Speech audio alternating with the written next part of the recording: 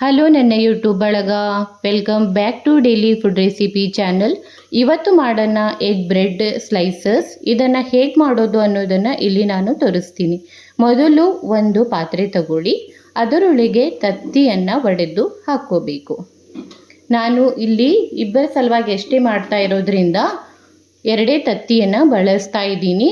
ನೀವು ಜಾಸ್ತಿ ಕ್ವಾಂಟಿಟಿಯಲ್ಲಿ ಮಾಡೋದಾದರೆ ನೀವು ಜಾಸ್ತಿ ತತ್ತಿನ ಹಾಕ್ಕೋಬೋದು. ಇಲ್ಲಿ 2 ತತ್ತಿನ ತೆಗೆದುಕೊಂಡಿದ್ದೀನಿ.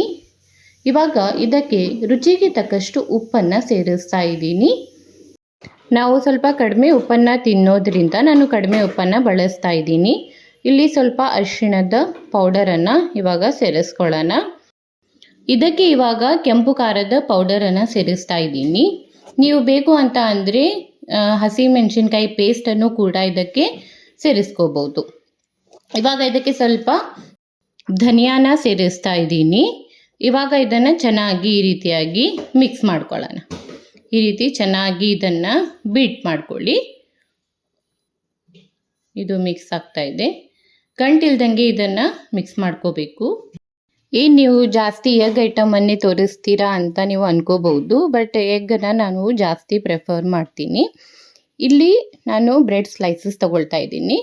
ನಾವು ಕಲಸಿರುವಂತಹ ಮಿಶ್ರಣವನ್ನು ಎರಡೂ ಬದಿಯಲ್ಲಿ ಈ ರೀತಿ ಚೆನ್ನಾಗಿ ಇದನ್ನು ಹಚ್ಕೋಬೇಕು. ಇವಾಗ ಒಂದು ಪ್ಯಾನನ್ನು ಬಿಸಿ ಮಾಡಲಿಕ್ಕೆ ಇಟ್ಟಿದ್ದೀನಿ. ಇದಕ್ಕೆ ಇವಾಗ ಎಣ್ಣೆಯನ್ನು ಹಾಕ್ತಾ ಇದ್ದೀನಿ.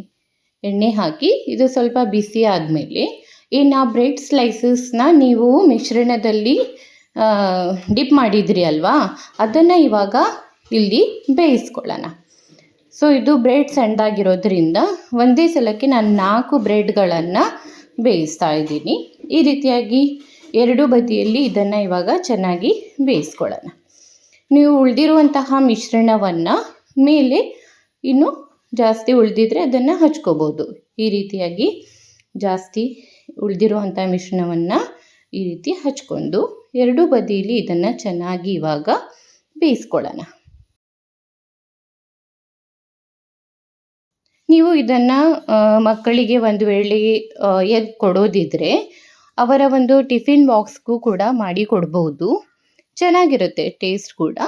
ಸೊ ಈ ರೀತಿಯಾಗಿ ಆಮೇಲೆ ಕೆಲವೊಂದು ಜನ ಚೀಸ್ ಕೂಡ ಹಾಕ್ತಾರೆ. ನೀವು ಬೇಕು ಅಂತ ಅಂದರೆ ಚೀಸನ್ನು ಕೂಡ ಟೊಮೆಟೊ ಸಾಸ್ ಅದೆಲ್ಲ ಹಾಕಿಬಿಟ್ಟು ನೀವು ಮಾಡಿ ಕೊಡ್ಬೋದು. ನೋಡಿ ಇವಾಗ ಇದಾಗಿದೆ. ಇದನ್ನು ಇವಾಗ ತಕ್ಕೊಳ್ಬೇಡಣ. ನೋಡಿ ಈ ರೀತಿಯಾಗಿ.